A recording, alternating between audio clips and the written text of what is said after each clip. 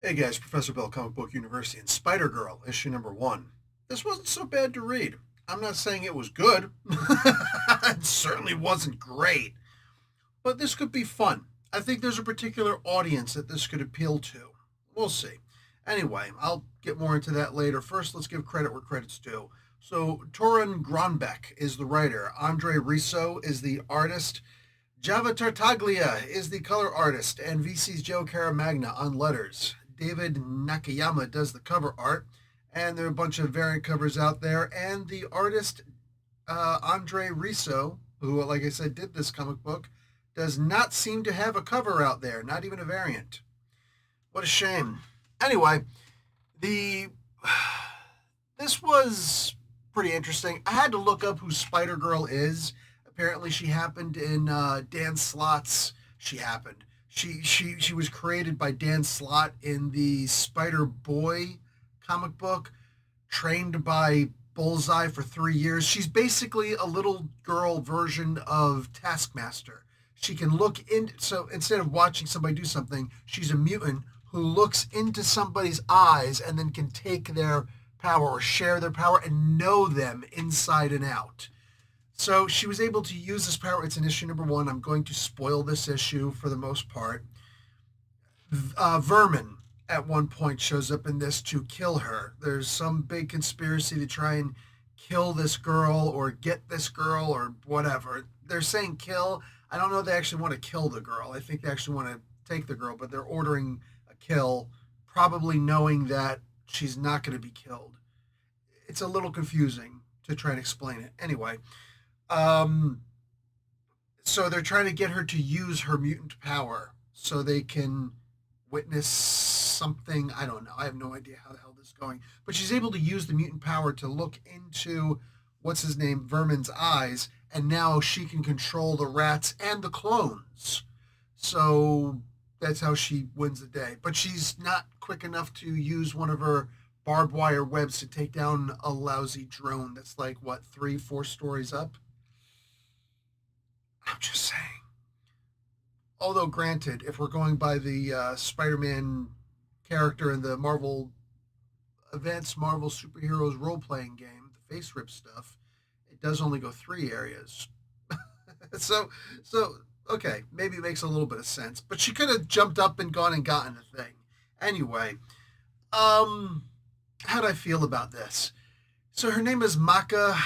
Maka. She like it's like a African name. I imagine a Nigerian name. um, Bullseye grabbed her.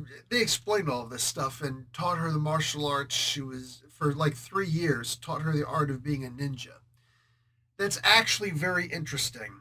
So she can look into someone's eyes and know them intimately, know what their moves are going to be. Like there's this, she was brought to this martial arts tournament and she wiped the floor with everybody, including at this one place, Red Snow Dojo. You ever seen a place with some really, really stupid place like that? It's a goofy place and it's not going to be any good. Um, but um, what do you call it? She goes there and there's this young, gotta point it out, this young white girl who's there, and Maka had beaten her up by cheating, by using her mutant power and da da da da da, all that stuff. So here's this chance for her to be a good person and not do it again because this girl is like, okay, I want to face you one more time. And she had a secret move. And if Maka didn't use her powers, this other girl would have beaten her. But Maka decides to cheat and use the move. I would just like to point out, if you're trying to make a really great character, and this goes to Dan Slott more than it goes to Toron Grunbeck, um, when they talk about not just the idea of an African American character, but more specifically a female character, the girl power, that stuff, girl boss, the Captain Marvel movie, the Ray character from frickin' Last Jedi, all these different female characters in the modern day who don't actually have to train or do anything special. They don't have to discover themselves, and they already have all the power in the world and they can beat up anybody. Probably not a good idea to give that the mutant superpower for this little girl, right? Probably not the best idea in the world. But I do like the idea that Slot saw that. He saw that coming and he decided, okay, I'm going to have Bullseye train her for 3 years because she'll forget how to use the powers once she's out of, looking in the eye. I don't know if it's when she stops looking in the eye or she just, give it a couple minutes and now her powers are gone. Kind of like Rogue. She keeps them for a little while, then they disappear unless she touches you for too long. I don't know exactly how that works because somehow she kept Spider Boy's powers even though they confuse her. So maybe it's just because she has a crush on him. I don't know. I've never read anything with Spider Boy before. Kind of wish I did now. I do like Slot's work. Like probably isn't the proper word. Like I really, really like the stuff that Dan Slott does. He's just one of the absolute best out there, hands down. You know. So he created this character who has that, but trained by Bullseye for 3 years. So now it's not just something that, oh, I've got Bullseye's powers because I saw them. No, no, no, no. She trained, so now she actually can do the things that Bullseye does. And she's done them as Bullseye. So she basically was Bullseye for 3 years. It's kind of hard to forget that, right? So I love that idea. She can take your powers by looking into your eyes as long as you actually have sight, as long as you actually have eyes, so she can't steal from Daredevil. But she has Bullseye's talent regardless, and she kind of technically has Spider Boy's powers, but in my view, she has a crush on him, so it's hard. It's kind of confusing to use him sometimes. I dig that. That's cool. This seems like a really fun character to me. I don't like that she cheated to beat the white girl again. Um, but that can. This is part of her being imperfect. At some point, I'm sure this girl is gonna, the white girl is gonna figure out. She's got a name. It can't just be the white girl. But for now, she's the blondie white girl. All right. She's milk toast chick over here, and she sees African girl over here, Maka, and she's saying it would actually be Maka. But anyway, um, she cheats to beat her up, and eventually they're going to wind up becoming friends. You just know that's what's going to wind up happening at some point. Even if it doesn't, I don't know that this is a book that I want to continue reading because it does seem like it's a book kind of geared towards younger people, but especially girls. Although the cover for the next issue shows Lady Bullseye in the front, and she is super curvy, up and down. So it's like, oh, are the covers how they're going to get the boys to read? Pathetic. Don't do that. Seriously, don't do that. Don't make this into Jim Lee's X-Men and all the X-Men where they constantly, like, the girls just had bigger breasts and each breast was larger than their heads. Like, seriously, don't do that. Don't. We're supposed to be better now. You know what I'm saying? Exploiting lust and nonsense like that. We're supposed to be better people nowadays, right? The CRT, the SJW, all these different little movements that have happened. We're supposed to be better people now, right? So we're not supposed to be trying to appeal to the lowest common denominator in all of our subconscious, right? I'm hoping that's the case. I can see a lot of good happening in this comic book.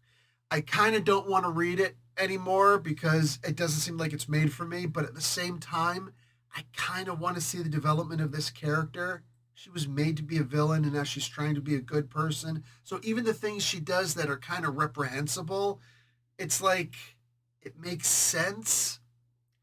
I can see this being a TV series. I can see this being an animated TV series in a heartbeat. I hope this is treated that way.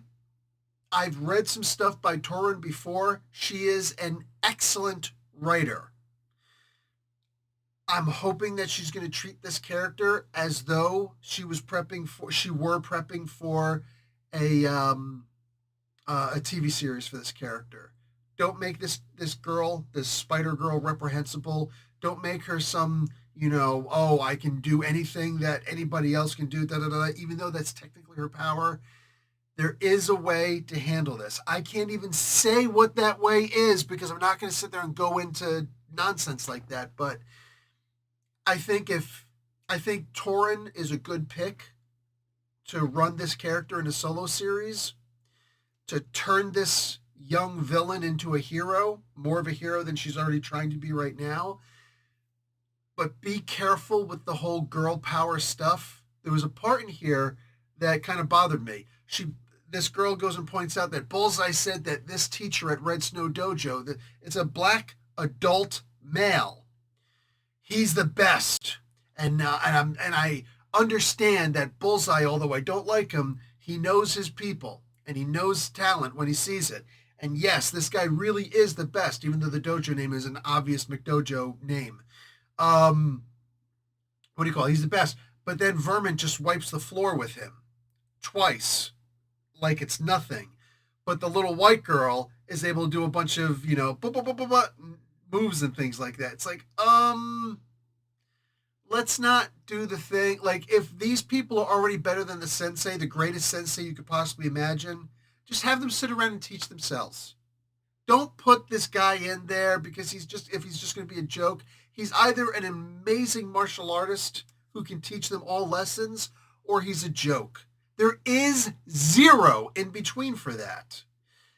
There's a fine line with making a little girl character who is going to be this great hero at some point, according to Marvel, and her power is that she is the best. Fine line. I'm hoping this character is going to be treated expertly. I feel it could be. So far, almost there. We'll see. We'll see if I pick up the next issue. We'll see where it goes. I'll talk to you guys later. Like the video, watch an ad, and consider picking up the book. But if you want to wait for the trade, I cannot put any blame on you whatsoever. I'll talk to you guys later. Professor Bill, Comic Book University. Class dismissed.